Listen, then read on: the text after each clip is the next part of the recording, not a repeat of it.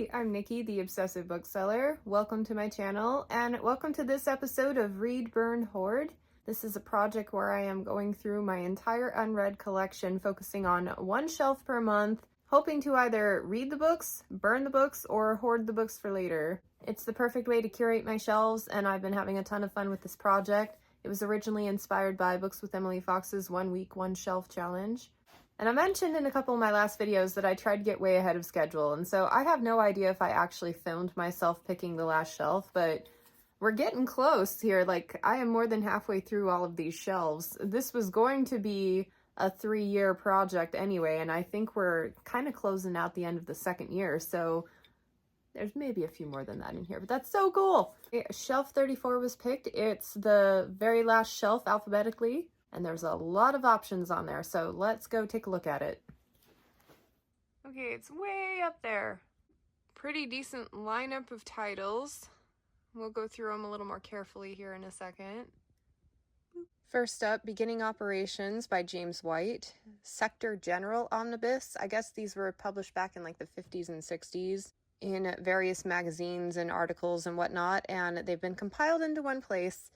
And I guess it's about an alien surgeon, which I think is so cool. It reminds me of the Star Doc series by S.L. Veal. I'm highly interested in these types of stories because to perform surgery on an alien, you have to know its biology and what's going to help fix it. And I just love the creativity and the world building involved with that. This one is a strong candidate to get read this month. Tad Williams, The War of the Flowers. I think this is a standalone. I had someone who was commenting regularly on my channel for a while highly endorse this book as like one of their all-time favorites. Like one they read as a kid, really loved it. So it put it higher up on my TBR because we lined up on a lot of other things. I know nothing about it other than I'm pretty sure I'm not burning it this month. So this is also a candidate to get read. We have books 2 and then part 1 and 2 of book 3 for the Tad Williams Memory, Sorrow, and Thorn. I read the first book a year or two ago. I liked it okay, I just didn't feel any compulsion to continue right away. I'm running an incomplete series challenge with my patrons, so I'm actually kind of hoping that the second book shows up on that so that I'll have a chance to get to it sooner than later. Ha! I didn't realize that my copies didn't have covers. That's great. If I end up liking it, I need to figure that out. Then I have a coverless copy of Grasp the Stars by Jennifer Wingert. This one has atrocious reviews online on either Amazon or Goodreads. And the only reason I've hung on to it for so long is the cover is a Luis Royo artwork. And for some reason, I think everything that he puts his artwork on is going to be amazing. But the main criticism was that it didn't go anywhere. Like, had good basics of idea of story and character, but it wasn't written well and was kind of pointless. So I'm probably, as much as I want to hang on to it because it's a Luis Royo cover, which is funny because it doesn't have even a front cover, so like it's not like it's special. I'm probably going to set that one aside for possible burning this month. Fires of Vengeance by Evan Winter, the second book in the Burning series. The only reason I haven't picked this one up is because when I had finished the first book, it was like 3 years ago, there was not even a hint of a third book on the horizon, and now it's got a place marker on Goodreads. I especially loved the first book, way more than I thought I would. I loved the training sequences, I loved the progression of the main character. It really didn't have a lot of dragons, that would be my only criticism. Well, one of a couple.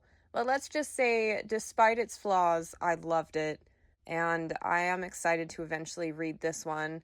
But I think I'm at the point now where I'd have to reread the first book anyway, so I'm probably going to wait until the third book comes out. But this one I'm definitely keeping. I have some Dave Wolverton hardcovers that I picked up on my used bookstore trek a couple of years ago and found an autographed copy. Dave Wolverton is the real name of David Farland, fantasy writer of the Runelord series.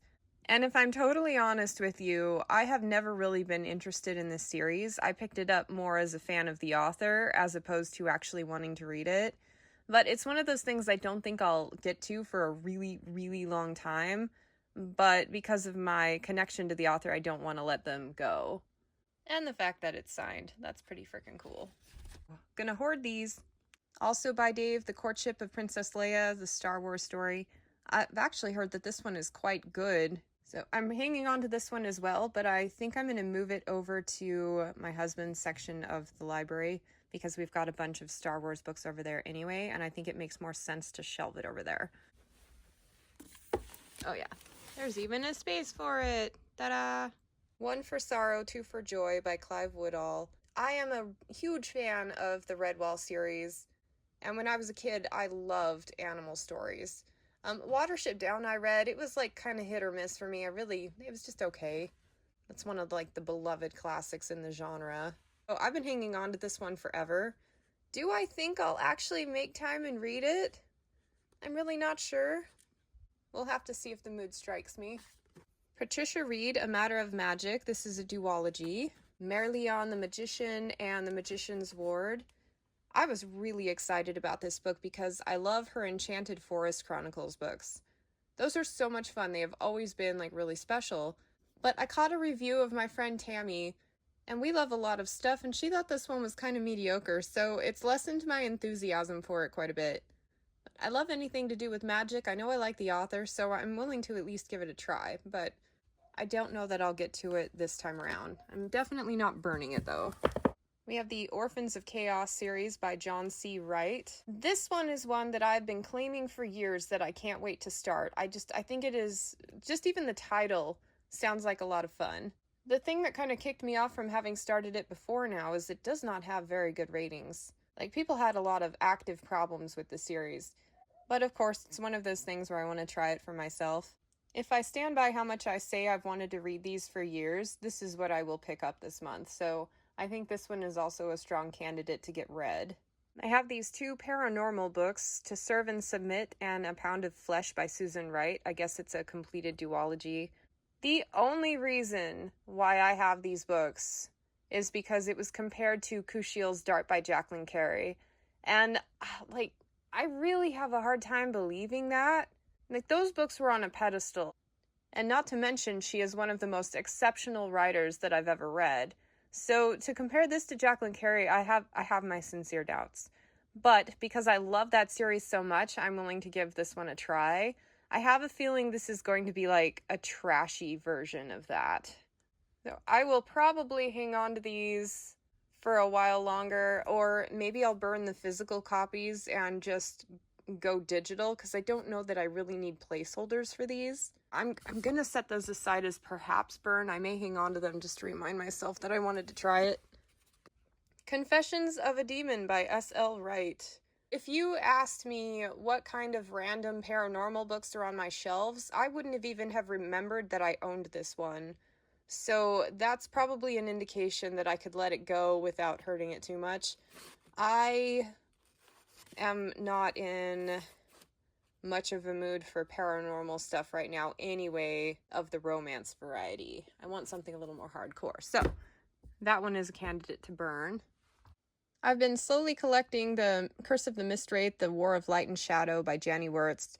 I love her work with Feist on the Empire trilogy, and I've been intending to get around to these at some point. I found this one on a used bookstore trek, and this one I picked up on Book Outlet, and these just, I bought these kind of randomly. I didn't even know where they landed in the series. I picked them up like 20 years ago. But this is cool. It's volume 1. I got it for like $7. And I would like to start it eventually, but I don't think right now is a good time.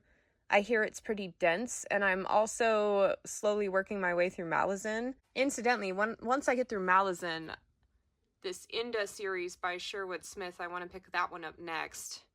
And then as far as books requiring a lot of concentration, this one will probably come next after that. So, but happy I have them. If I hadn't blown my book spending budget completely, I might be looking at curating more of these books in hardcover this month as part of my newfound excitement to purchase things for this project. But alas, I'm going to be on a budget, so I'm just going to let them be as they are. And finally, The Usurper's Crown by Sarah Zettel. I picked this one up randomly at a bookstore back when I was like 16 or 17. Just thought the cover was cool, was trying to grab all of the fantasy books that I thought were interesting because picking them up digitally at the time wasn't a thing. So the only way to make sure you could read a book was to have a physical copy. It's funny how far things have come since then. But as I think through the years, I've figured out that this is not actually the first book in the series. So at some point, I would like to explore this one, but I don't think I'm feeling a particular itch to start it this month. We're probably going to keep that, but we're probably not going to read it. So we have some candidates for being read this month there, possibly Orphans of Chaos, and then a burn pile over here. I'm probably going to stick with that. I kind of like everything else I have on the shelf here. So I figured out what I'm reading this month. I bought a copy of Beginning Operations in ebook format, so that's my backup plan. But I think I'm finally going to bite the bullet and try Orphans of Chaos by John C. Wright. Figured it's a good bang for my buck. It's kind of a shorter book, and if I love it, I've got a few more shorter books to read. If I hate it, then I'm freeing up, like, you know, a good chunk off my shelf. I've already read the first couple of chapters, and I'm on the fence. It's a bit dry. A really exciting idea that it's like each passage is like a couple of paragraphs before they switch so far. So you see, like, you get a page and a half before it switches to a new idea, like 2 pages before it switches, half a page. I'm a little nervous because I'm afraid I'm not going to like it. I've been pending all my hopes and dreams on a lot of these unread series on my shelves for years and have been stalling on reading a lot of them. And I have a feeling I'm not going to like it, but I'm hoping to be surprised. It's clever so far. It's introducing the orphans. They're pretty capable, smart, inventive, stuck in a boarding school in England.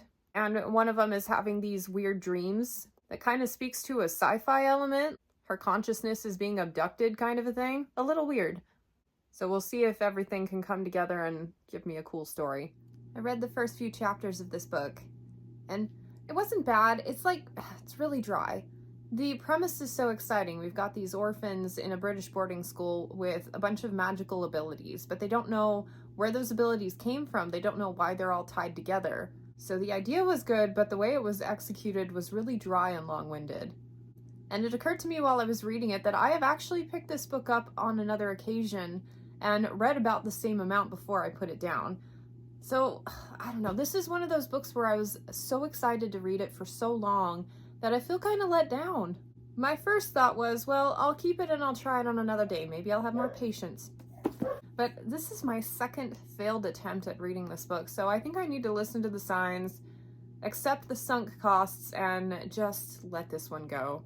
So I think I am burning this entire series this month. And so in its place, I picked up Burning Operations. This is a science fiction collection of short stories written back in the 60s that all takes place on this hospital station in space.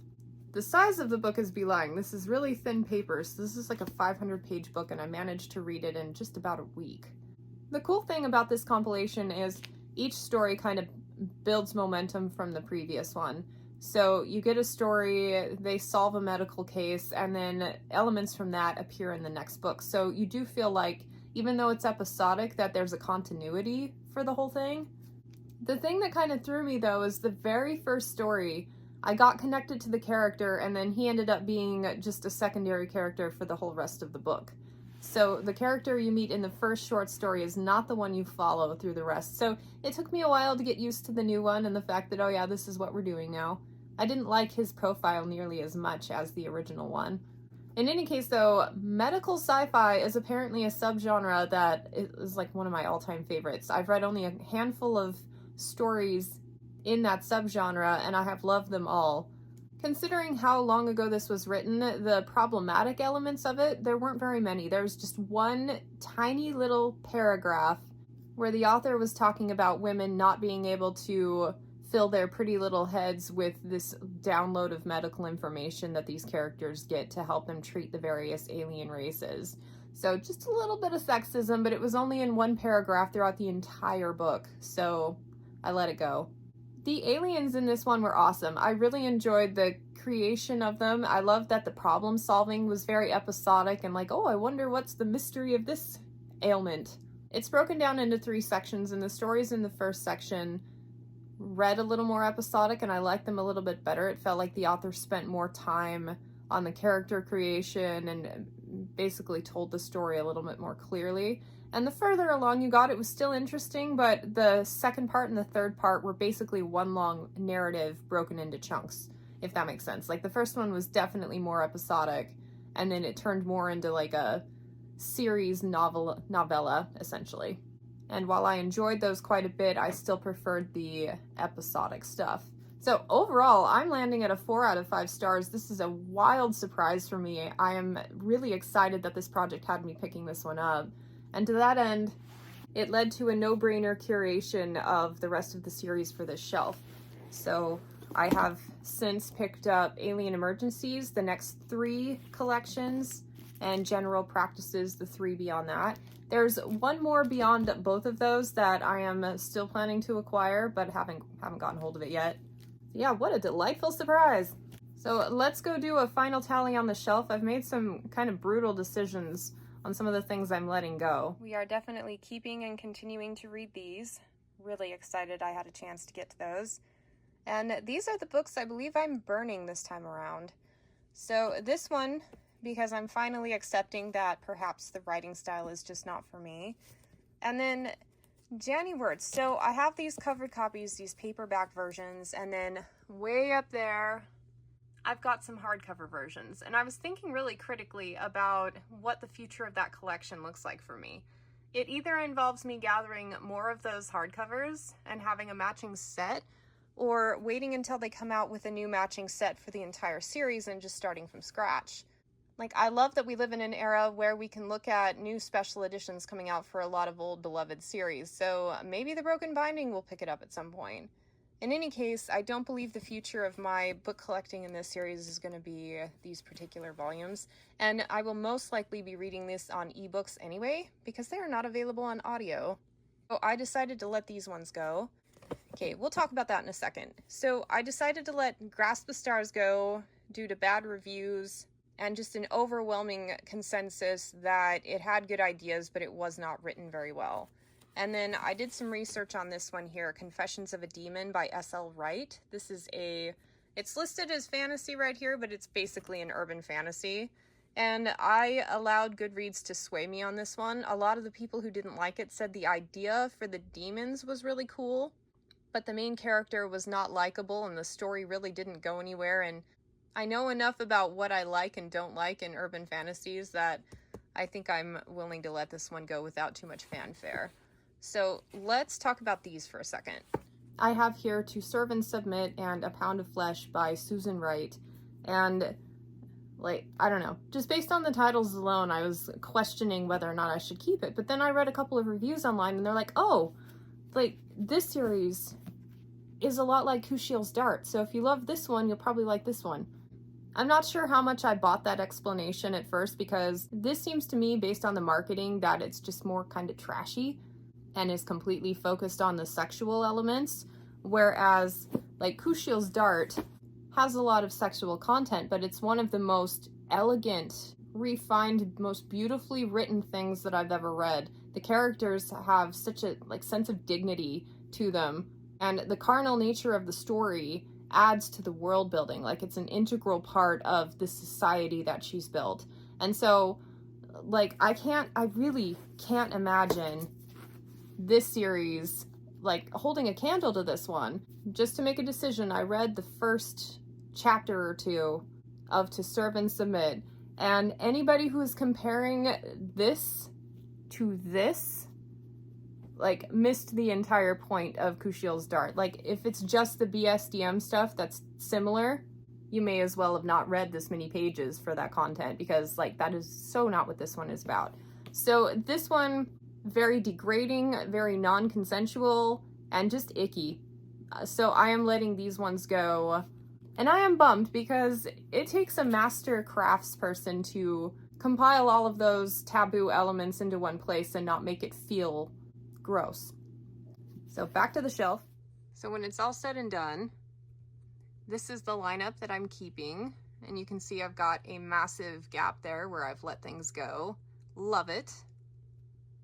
I'm still not sure about Golden Queen. The reviews that I read said it's basically like Lord of the Rings in space, but I'm not sure if it's my vibe. But we will test that next time around when I hit the shelf again. So those are keeps. These are all the burns, and these are the reads. all in all, not too bad of progress for this shelf. I'm pleased. Now it's time to pick a new shelf.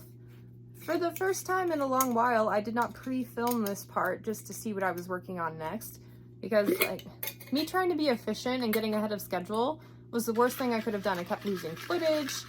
I forgot what I had filmed and what I hadn't, so there were things missing. So it did not save me time. It did not get me ahead of schedule. Total pain in the butt. So the next shelf we are focusing on is 33, right next to the one we just did. That wraps it up. Thanks so much for joining me on this feature, and I hope to catch you on the next shelf. Bye.